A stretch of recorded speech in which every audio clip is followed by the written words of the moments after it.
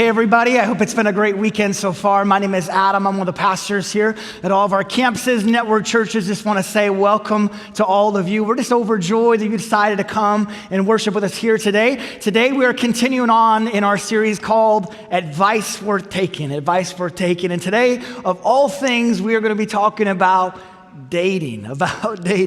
Now, just as a disclaimer, it has been a few years since I've done the dating thing myself, roughly 15, 16 years, and so I'm a little rusty. That's one disclaimer. The second disclaimer, the summer before my senior year of college, I filled in for a pastor up in Wahpeton, North Dakota, and about halfway through the summer, I met a gal named Becky Spar. So I met Becky, and the moment I met her, I was pretty sure she hated me, okay? She didn't really want to talk to me. It seemed like she ignored me. She was quiet, which now I know is an introvert's way of saying, I love you. So I didn't know that at the time. And so I thought she hated me, went through the rest of summer. The very last day I was there, I preached a message. My mom came, she came, helped me pack up all my stuff. We are driving, leaving town on I-29, headed from North Dakota to Sioux Falls. I'm driving when all of a sudden my mom says, you'll never guess who I talked with. And I said, okay, well, who'd you talk with? And she said, I talked with Becky Spar's mom. And I said, Becky Spar's mom? And I said, what did Becky Spar's mom have to say? Again, I'm driving in the car, okay? She said, she was wondering why you never pursued her daughter because her daughter was interested in you. It was one of those moments I just wanted to grab the wheel and go to the ditch. Needless to say, I'm not sure that I would be married here today if it wasn't for my mom and my mother-in-law. It was pretty much an arranged marriage, okay? So again, I'm probably not the first person who should be talking about dating, but thankfully this series is about advice we're taking, and it's advice we're taking from God. It's not advice we're taking from this guy right here. Again, we're going to be talking about dating. Now, just to say it, oftentimes we focus a lot on marriage in the church, and if you're married, we will get to you near the end of this message, but we just kind of skip over this dating thing, and more than skipping over it, we often treat people who are dating or people who are single, whether they're 25 years old or they're 65 years old, we almost treat them like they are second-class citizens, right? I mean, it's hard to be single in the church. I'll say it on behalf of all the single people. I actually heard from a handful of people this week who just said it's honestly hard because good Christians get married, right? And if you're still single at a certain age, well, then you're just weird and there's something wrong with you, and you most likely have like 15 or so cats that live in your house, right? But does this idea and does this way of thinking come from God? It doesn't. It doesn't. And so before we talk about dating, I thought it might be good to look at just one piece of advice that God has on being single.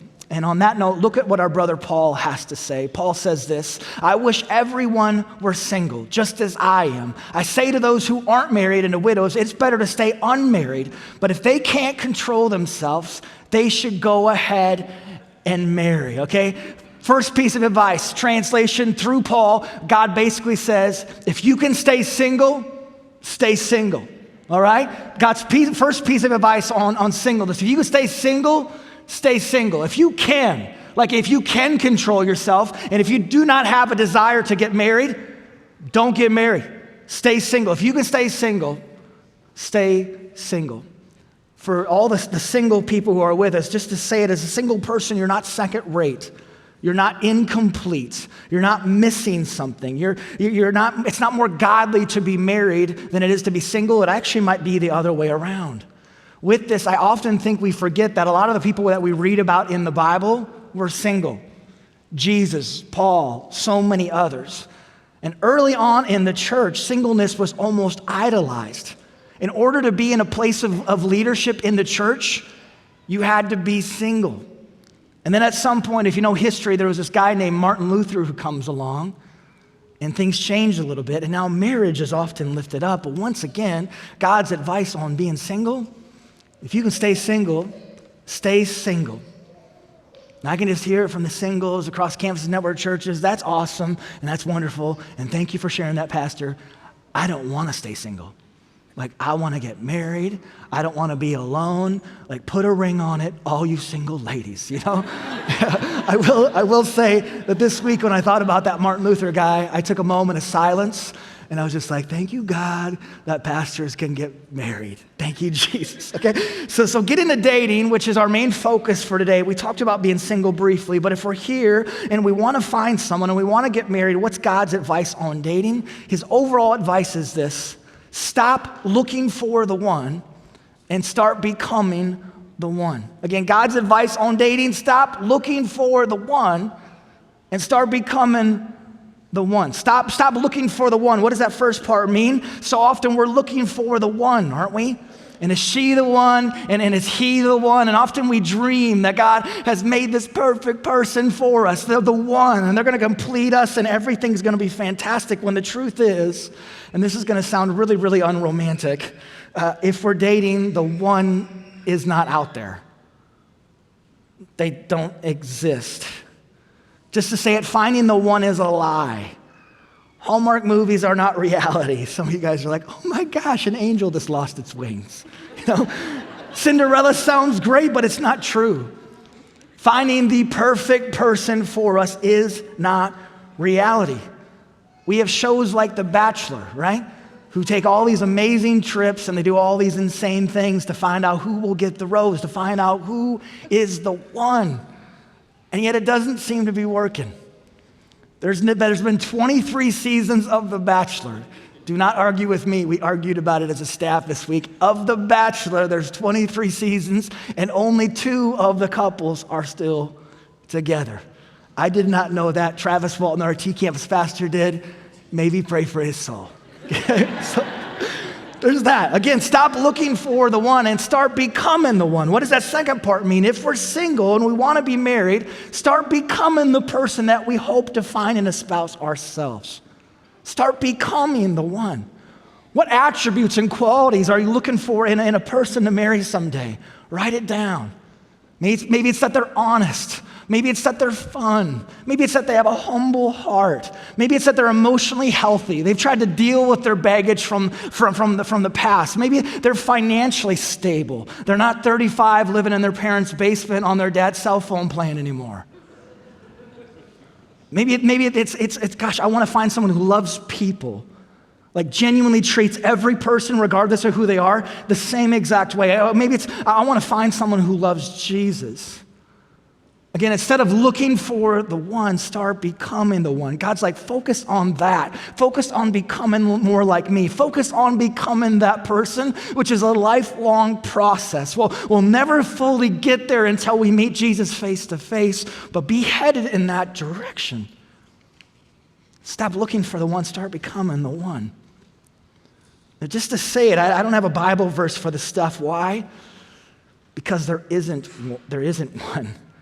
Like, there's no mention of dating and finding the one in the Bible. But there's a whole lot of mentions of becoming the person and becoming the one that God has called us to be, regardless of what our relationship status is. One of my favorite verses, Paul says this. Paul says, don't copy the behavior and customs of this world, but let God transform you into a new person by changing the way you think. Then you will learn how to know God's will for you, which is good and pleasing and perfect. This is for all of us. Become the one that God has called us to be. And so I want to say that, but when it comes to dating in general, the Bible mentions very little about dating. Pretty much nothing. Why? Because dating, relatively speaking, is a really, really new thing that's just recently showed up within the last 100 or so years. This concept of dating, of falling in love, of going on a date would have been completely foreign to the times of the Bible. And you're like, yeah, but the Bible's really outdated. It would have been completely foreign to all of culture just over 100 or so years ago. Which is maybe one of the reasons that the church doesn't often talk about dating, because there's not a lot of verses on it. That's maybe one reason. There's probably a bunch of different reasons. And yet it's so important for us to talk about dating. Why? Because it's a reality for all of us today. And so it may not be found in the Bible, and yet it's so important to God. And so I just want to hit on a few really practical pieces of advice around dating. If we're dating, a few pieces of advice that are so worth taking. The first piece is this: you probably won't change them, but they might change you. Again, just a good piece of advice for dating. You probably won't change them, but they might change you. Our brother Solomon says this. He says, as iron sharpens iron, so a friend sharpens a friend. Our friends, the people that we date, are able to sharpen us. They're also able to dull us. And I've found that it's a lot easier to become duller than it is to become sharper, isn't it? Friends can sharpen us, but also dull us. Once more, the person that we're dating, we most likely won't change them, but they might change us. I mean, if we get married to this person, marriage doesn't change the things you hate. It doesn't change the things you don't like. It just magnifies them. It like underlines them, circles them, and then takes out like 4 different kinds of highlighters on them. People probably won't change. I take that back. There's one big exception. The person you're dating probably won't change except their physical appearance. That's going to change fairly significantly and typically not for the good, okay? It's like you marry this person and you're wanting to change all these other things, and the one thing that you're like, can this stay the same? It just is the total opposite. And you didn't realize that they were going to start losing things as soon as you got married. They're going to start losing things like their hair, like their rock hard abs, which is maybe the reason you married someone. You're like, where did those abs go? We need to wash our clothes somehow. I thought I was going to use your abs. I thought you were going to be good looking forever. What just happened?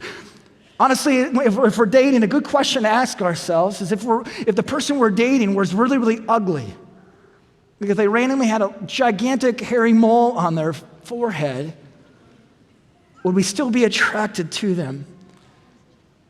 Get this, when we're dating, we need to be really, really picky. When we're dating, we should have high standards. When we're married, pickiness is over.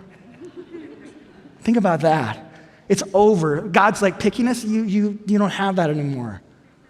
When we're dating, we should be really, really picky. Do I want to spend forever with this person? If the things that annoy the crap out of me never change, do I want to be with this person till death do us part? That's a long time, folks. If the answer is no, we shouldn't be with them. One more time, you probably won't change them, but they might change you. That's the first piece. The second piece of advice, they won't complete you. They won't complete you. And honestly, some of us married folks need to hear this as well. Our boyfriend, our girlfriend, even our husband, our wife, they will not complete us. Jerry Maguire and Dr. Evil were both very, very wrong. They will not complete us. One of Paul's letters, he says this. He says, I am certain that God, again, I am certain that God who began the good work in you will carry it on to completion. Paul's saying that it's God who completes us. And it's God who will complete the work within us, not our boyfriend, not our girlfriend, not our spouse, only God. And just to take it further, anytime we try and find our happiness, anytime we try and find our only joy, only source of joy and peace in another person, we actually ruin the relationship. Anytime we try to put someone else's name in there, we sabotage the relationship. Yes, if we're married, they are with us. Yes, this person can show us Jesus. Yes, 2 are stronger than 1. A cord is stronger when there's 3 parts to it. Yes, all these things are true, but they will not, and they cannot complete us. Yes, they might be our best friend, but they won't complete us. You see, it's only by someone fully loving God that they're able to love us. And it's only when we fully love God that we're able to love our spouse. Once more, Paul says, I'm certain that God will complete you. Another person, I'm certain that they will not. You probably won't change them. They might change you. They won't complete you. The third piece of advice, stop touching and start talking. Stop touching and start talking. If I have to explain this stop touching part, you're not old enough to date. It's not, okay? Just wait a couple more years before you try to do it. But the stop touching part, we know this, right? We looked at a similar verse last week. Flee from sexual immorality, run from it. But how far is too far? That's the question. How far is too far? Well, how far would you want your future daughter going with her boyfriend? Or what about your future son? How far would you want them to go? I know my daughter won't be dating anybody until she's at least 45. And if someone touches her, I'll touch them with my baseball bat. But seriously, stop touching and start talking. Dating should be all about getting to know the other person. Conversation should be king. What do you like? What do you dislike? What are your hopes? What are your goals? What are your insecurities? What are the ugly part of your story that makes you the person that you are? It should be all about getting to know another person. When we start touching early on, it's like throwing gas on a fire. There's big flames, but there's no substance. When we start touching and started talking, it makes us feel like we're actually closer to the person than we really are. But when we start talking instead of touching, it's like putting logs on a fire. It might slowly burn, but we're building a foundation. We're building a relationship that, Lord willing, will last forever, which is the goal, right? Stop touching, start talking. Last piece of practical advice for dating: if you love Jesus, they better love Jesus. If you love Jesus, they better love Jesus. Again, more verses from our brother Paul. Listen to what he says. Paul says, do not be yoked together with unbelievers. How can a believer be a partner with an unbeliever? If you love Jesus, they better love Jesus. Take note, I didn't say if you love Jesus, they better go to church. Or if you love Jesus, they better be a good person. If you love Jesus, they better consider themselves a Christian. If you love Jesus, they better get dedicated, infant baptized, made it through confirmation. Didn't say any of that. If you love Jesus, they better love Jesus. Not my advice, God's. And I know this sounds rigid, right? I can just hear someone saying, but aren't we supposed to love everybody? Yeah, we're supposed to love everybody, but we're not supposed to marry everybody. Thank God, right? We're not supposed to date everybody. Thank goodness that we don't have to. Thank goodness.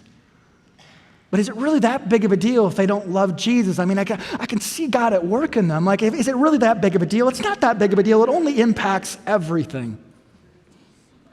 Is it really that big of a deal? I mean, I can see, like, he came to church with me a couple times. She kind of came. She seems open to it. Is it really that big of a deal? It only impacts everything. Your finances, when you meet Jesus, it totally changes the way you look at your finances, your goals, your priorities, how you have fun, what you want to do on the weekend, how do you want to raise your kids. It impacts every decision, specifically the really, really big ones.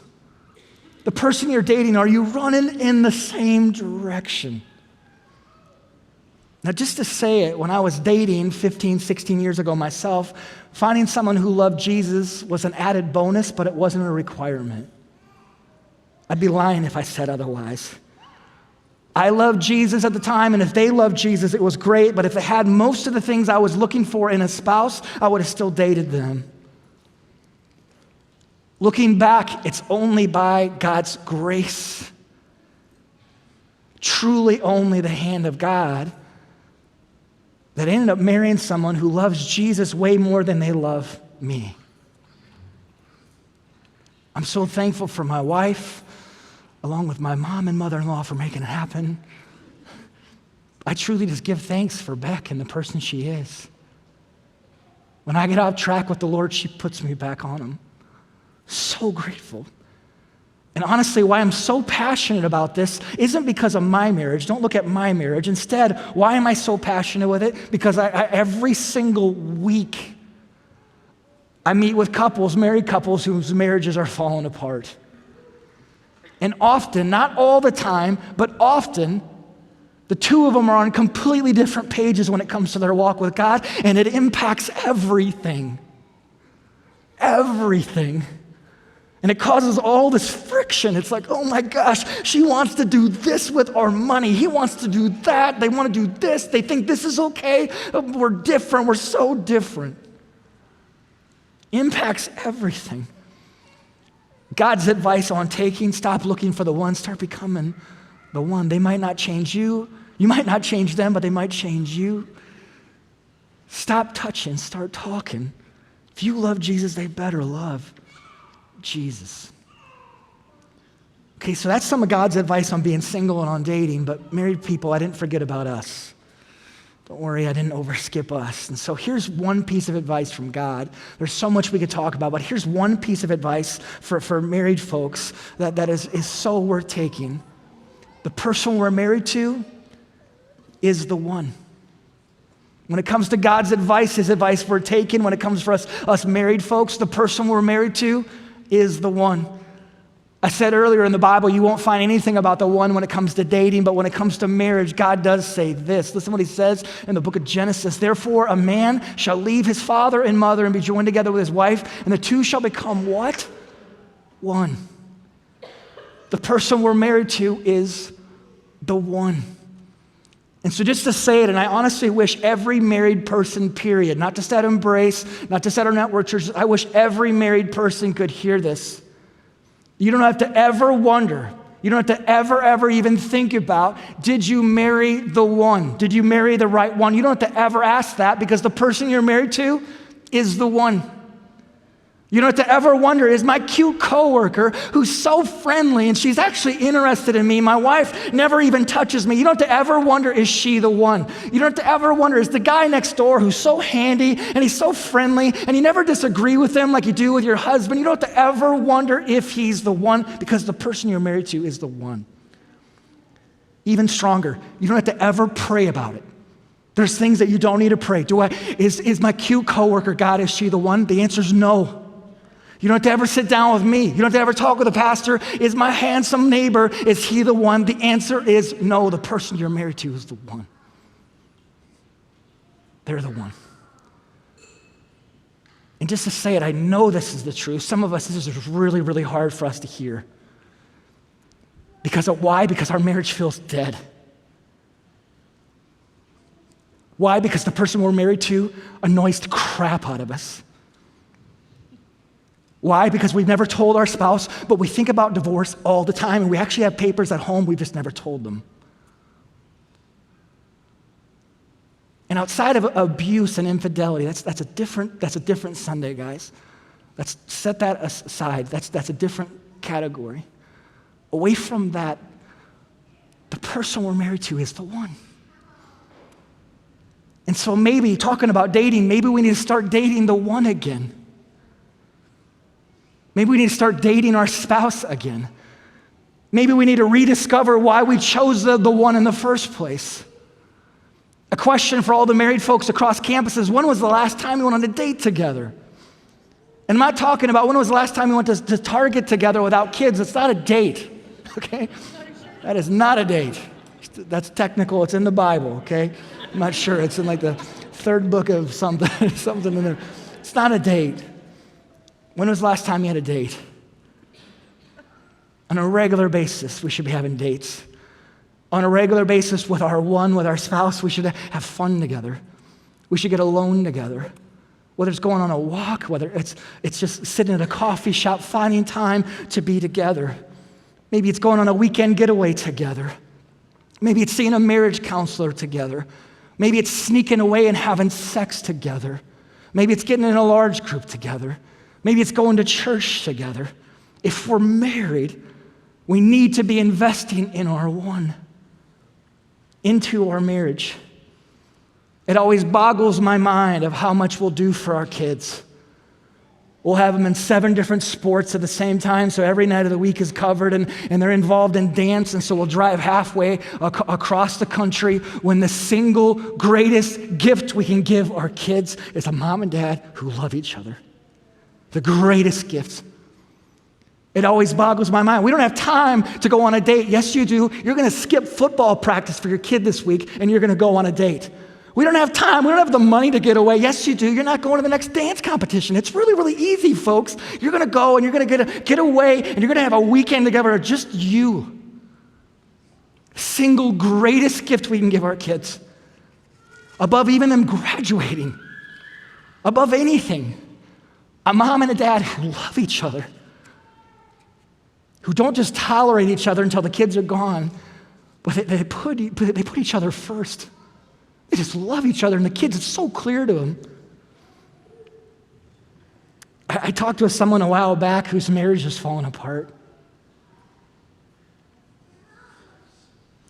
And she said to me, we don't get to church very often, And by the way, you don't have to ever tell me your church attendance. I'm not really interested. As a pastor, yes, awesome, get to church, but don't ever feel weird. But she said, we don't get to church very often because our kids, they don't like being away from us for an hour. When we drop them off in children's church, they don't like being away from us for an hour. And when we bring them into the sanctuary, they're always loud and restless, and so we don't get anything out of it. And in that moment, as gently as I could,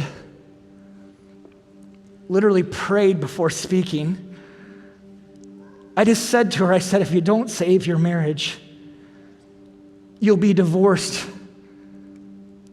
And your kids won't see you both for days at a time.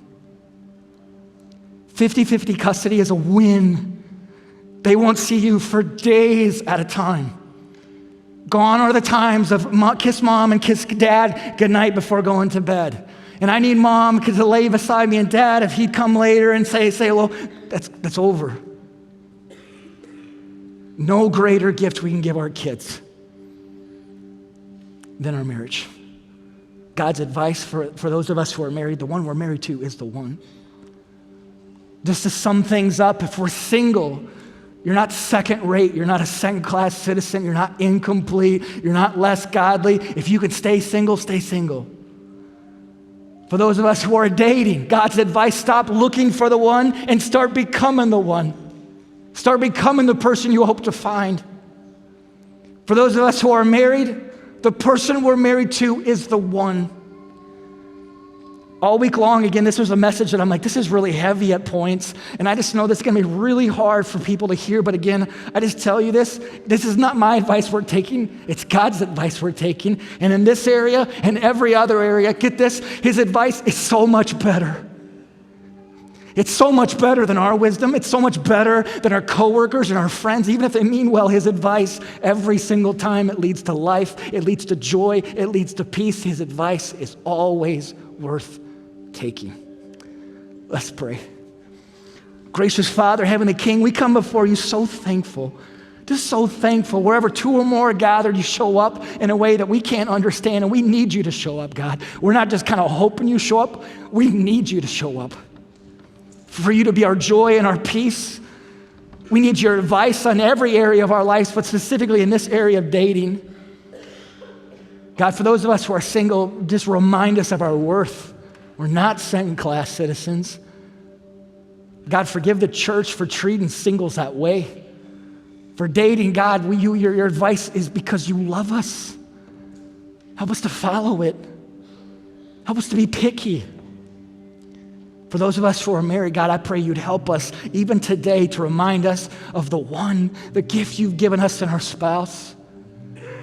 God, I specifically have had a heavy heart all day for that married couple who comes in with a marriage that just feels dead. It just feels totally empty. It feels void. And yet I'm so thankful because we serve a God who specializes. It's actually his expertise. It's actually the reason that we go to him. We go to a God who specializes in bringing dead things back to life. And so God, with our marriages, would you do that today? Would you soften our hearts? Would you humble us? Slow to speak, quick to listen, God. Quick to serve each other when we don't want to serve our spouse. Jesus, we're so thankful for you. Thank you for continuing to speak. We love you. We thank you. We pray all these things in the name of Jesus. All God's people said, amen.